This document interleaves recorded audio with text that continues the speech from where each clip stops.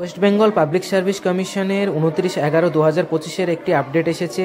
English স্টেনোগ্রাফারের basic grade schedule এ এবং schedule B, এই schedule এর আন্ডারে ফাইন্যান্স ডিপার্টমেন্ট এবং শিডিউল বির আন্ডারে কনজিউমার অ্যাফেয়ার্সের আন্ডারে এই স্টেনোগ্রাফার নিয়োগ করা হবে।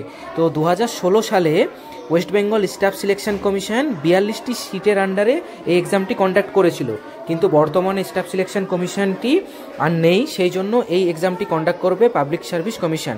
এবং এর পুরো প্যাটার্নটাই হবে গ্রুপ সির যে এক্সামের প্যাটার্ন, ক্লার্কশিপের যেরকম পরীক্ষা সেই রকম প্যাটার্নেই হবে, শুধু টেস্ট থাকবে স্টেনোগ্রাফার টেস্ট। এখানে দেখা যাক 80 ওয়ার্ড পার লিমিট এই হিসাবেই থাকা উচিত।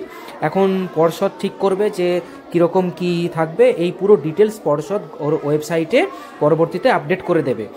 এখন এটা দেখা যাচ্ছে যে সাধারণত এই পোস্টটা গ্রুপ সি 3600 গ্রেড পের আন্ডারেই হয়।